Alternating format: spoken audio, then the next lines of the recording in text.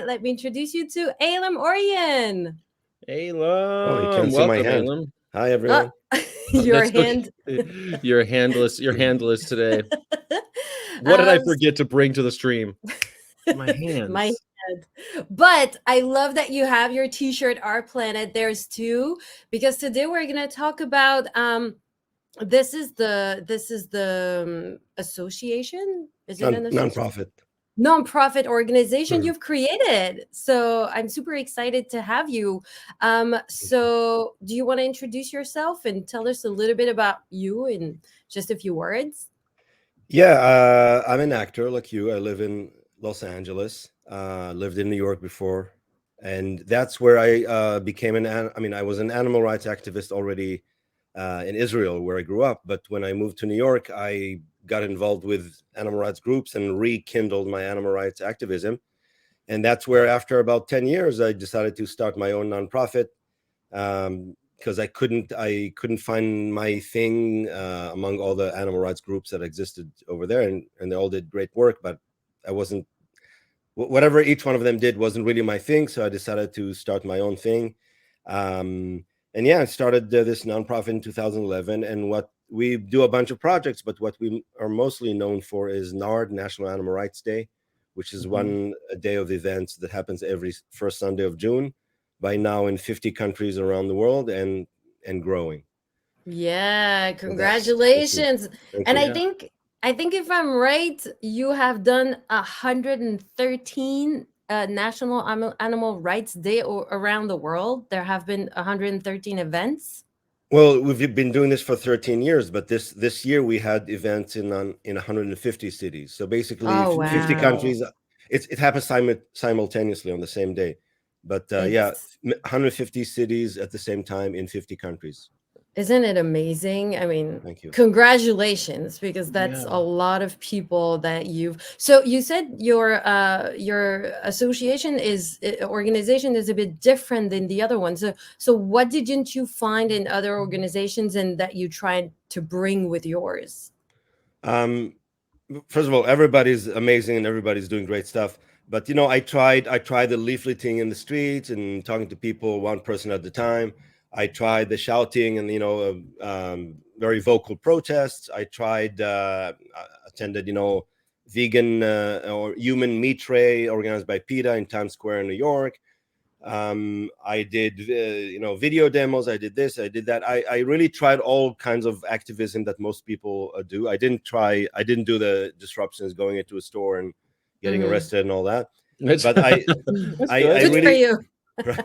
well, it's great on its own, but I really none of them really appealed to me. None really I felt that, oh, that's my strength. I'm not good Hmm. in standing on a street corner and talking to a million people all day, and I'm not good in very Mhm. vocal ones. So even though sometimes it's great, like the ones we did in front of Jim Hansen, but Hmm. I really couldn't. I volunteered for everybody. I tried everything, but I never felt that any of them was my thing. And then in 2010, I went to the Cannes Film Festival.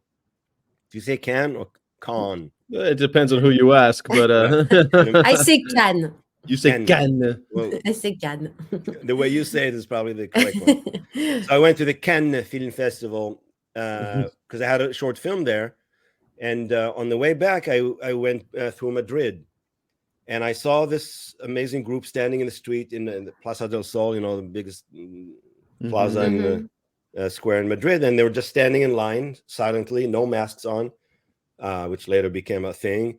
And they had laptops hanging on their bodies and just stood silently and showed you slaughter and factory farm footage. And that really hit me hard because I felt it's super effective. The fact that you could stand in front of them, make eye contact with them, was very emotional for me. I'm getting a little bit even now. And I went to them and I told them, guys, who are you? That's amazing. This is what I want to do. I'm an actor. I'm in the media. I know the power of video. I know the power of street theater, which is what it is in a way.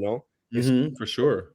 art. Can I bring this to New York? And they told me their name was Igualdad Animal, or Animal Equality, which is now a very big group. At the time, they weren't ready to branch into the US. Um, by now, they did, and now they're in India and Italy and the UK and Brazil. But anyway, they kind of told me, you know what, but here's our blessing, go do it. Do the same thing in New York, and that's what I did. I got my animal rights friends, and we did these video demos. We tried to do the same thing. Laptops didn't work so much in New York, so we brought a big ass TV. That's before the days of flat screen TV. We literally schlepped a big TV to Union Square in New York. We somehow plugged it to a generator or something, and we started showing videos. And again, stood in line. We had posters hanging on our bodies. Yeah.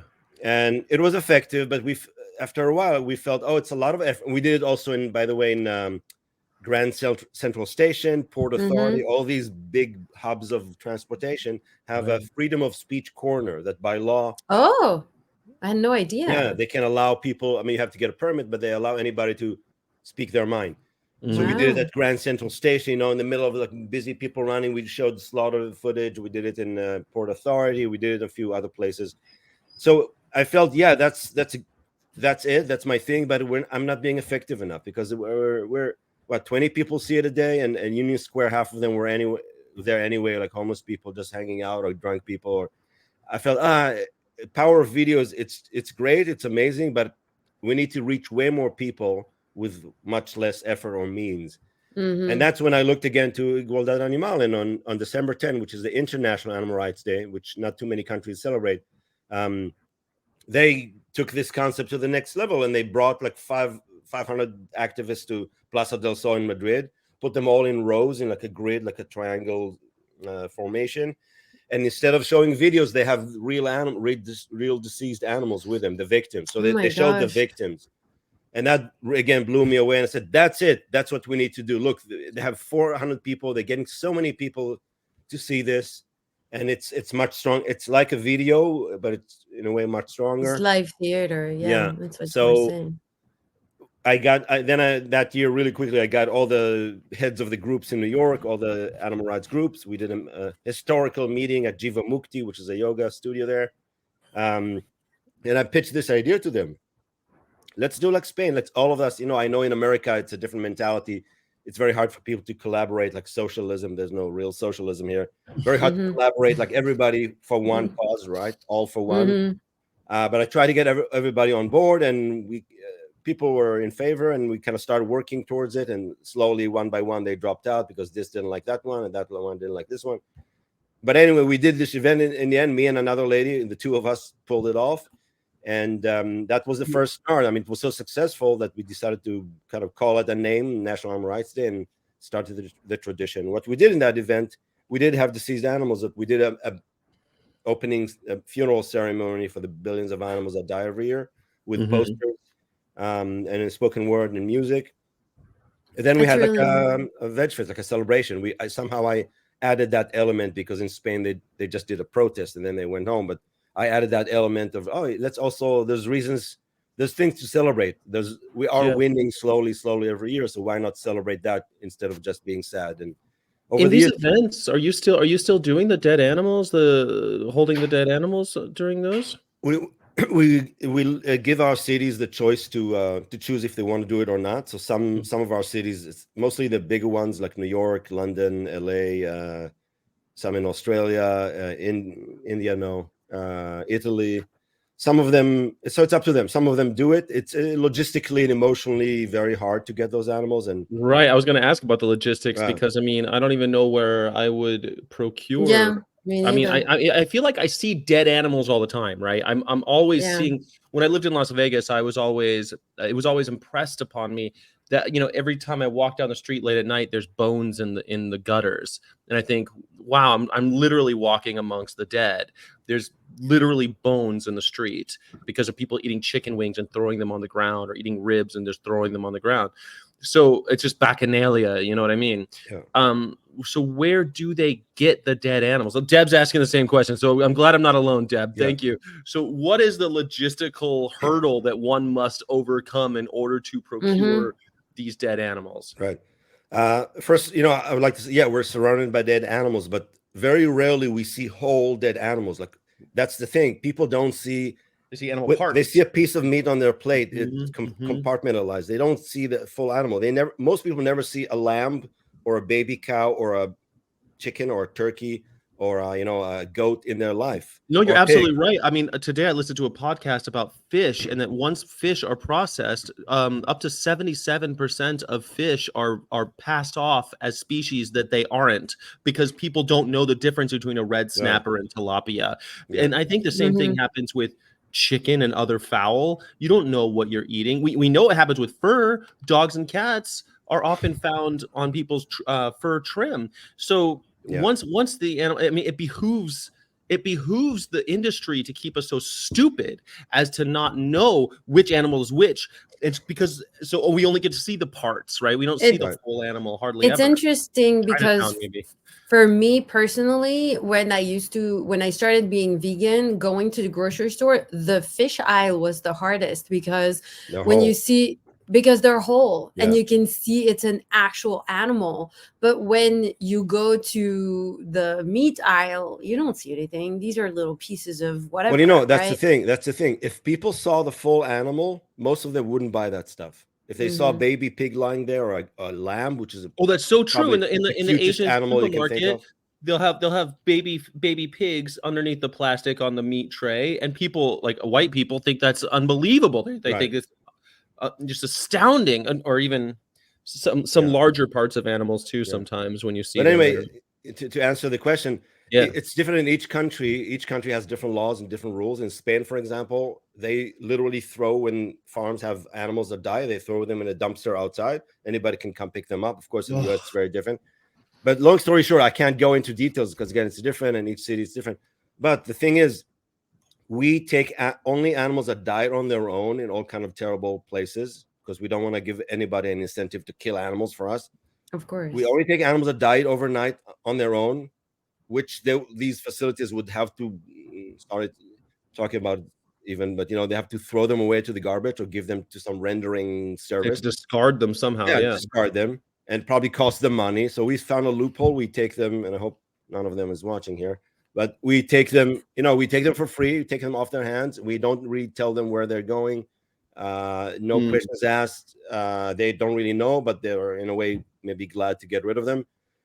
That's at least in the US. In different countries, it's different. But yeah, Okay. we get them, and of course, we don't never pay these places. We don't want to give them any incentive, but we take them, we clean them, we give them the only TLC they ever had on this planet. Getting emotional here.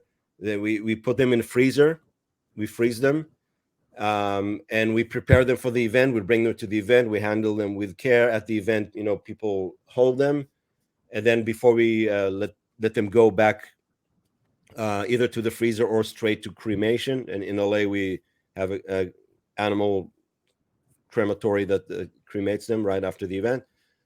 Before we let them go, we do an energy circle. We have like a human circle around them. We bless them. We send them on their last journey, with all the love we have. So yeah, we take good care of them, and we really honor them in every step of the way, like you would honor your human dead, right? Like, so I learned over the years, when I thought about it, why am I doing this? I come from a culture where honoring the dead is very important, and funerals and death is a thing, because I've been to 9 funerals by the time I was 18. It was all around me, because of wars, because of this, because of that. So, and the ritual of honoring the dead and the funerals and all that. Where I grew up, we don't cremate people. We always bury their bodies, and also we bury them in white sheets instead of coffins, which is a little bit more personal. So yeah, basically, we get them from all kind of terrible places. I'm in a way glad that they died on their own. They weren't slaughtered. But at least we treat their bodies in a way that we would like to be treated ourselves, that human would Hmm. be treated, and Well, we it's something honor we talk them. a lot about on my show during the normal week, is that I don't think veganism stops and starts at killing. I think there's a part about respect. It's not just about animal rights. It's also respect. You need to respect animals as you would any other human animal. You respect them the same way. So I like to hear that. Explain to me, though, let's go back a little bit, because of course, anyone who's vegan or been around for a little while knows about National Animal Rights Day. and I've seen video of like, mostly people like to share the video of the music, and Tice did a great show this year in New York, and I know Kirsten Maryland, the person who did our theme song, has performed there at different events. Could you kind of like tell me kind of if like a kind of a flyby itinerary of what happens on a National Animal Rights Day? Yeah, so it has two parts. The first part is this opening ceremony, which is basically a massive public. So we're talking 8 a.m. Like what? What No, are we talking? like let's say, I mean, again, different cities at different times, but let's say Typically. LA or New York, 12 noon. Okay. People start gathering at 10 a.m. We get everybody, we give them this shirt because we want to have this unified look all around the world. The animal holders get ready. We usually, up until now, they wore these overalls, protective gear, gloves. Sure. Everybody knows, we know ahead of time who's gonna hold the heavy pig or who's gonna get what animal. Everything has to be organized. But anyway, we get organized in a location. We mark the grid where everybody will be standing, all the rows, so it's symmetrical. Again, this is performance. This is street theater, so it's not just a bunch of people standing. It's like an organized army of people, basically telling society, look, non-verbally, this is the result of your lifestyle, of your choices. Right, look what we've done. Yeah, so we get ready for the ceremony. 12 noon, we start the ceremony, and then it's a funeral service. So there's spoken word. Usually there's an opening speech. There's poems. There's moments of silence. There's music, live or recorded. We try to do it live. We had a string quartet playing the famous Samuel Barber Adagio one year in LA. We had Moby doing the opening speech. Anything artistic, to honor these animals. We in LA, we like to give each animal a name, and we like to tell their story to the public. Again, public has no idea what pigs go through, what goats go through, what baby cows go through, what chicken go through. We tell the story. We tell their sad story, where they came from, how they were born, how they were raised up until the time they died.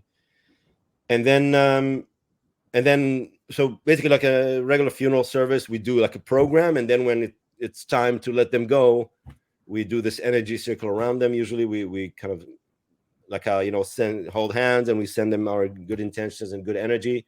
Then our animal team takes them away, and they go straight to cremation in LA, and other places they go back to the freezer, and then either to be buried in nature or cremated, and then we get their ashes and we spread that in nature later on in another mini ceremony. And then we end the opening ceremony on it's very emotional, very sad, but we try to end it on a bit higher note or more hopeful note with reading the Declaration of Animal Rights, which is another project of ours. So every city around the world reads this declaration in their own language. Then people sign it. They sign it on a big piece of paper that they then ship it to us, and we have the original declaration that we wrote for the first NARD in New York in 2011. And we keep adding these pieces to it. So by now it's like, if the gay quilt, or there's been project like that, like it's by now like a half a mile long paper of people's writing and poems and names and signatures, any language you can think of, from Hebrew to Japanese to Arabic to French to Spanish and English. And then so that's the end of the opening ceremony. And then we very easily transition into, like funerals where I come from, or any human endeavor that is very, very sad. People need some happy resolution, otherwise they go home and cut their wrists or something. It's very helpful. So we have a celebration then. And that celebration is, again, celebrating the vegan lifestyle. So we have sometimes booths from different groups. We have vegan speakers. We have vegan performers. We have one year we did a vegan fashion show. We had a vegan dance performance, a martial art demonstration. Vegan magician in LA performed 2 years ago. So we just want to celebrate the vegan lifestyle and celebrate us as well, ourselves. So it's a good chance. We always say we never get a chance to mourn together as a community, and we also don't get too many chances to celebrate together as a community. So the opening ceremony allows us not only to honor the animals and also show the public how these animals look like, but also allows us to get emotional together in a safe space. But also then the second part of the celebration allows us to actually celebrate each other and pat each other on the back. Good work.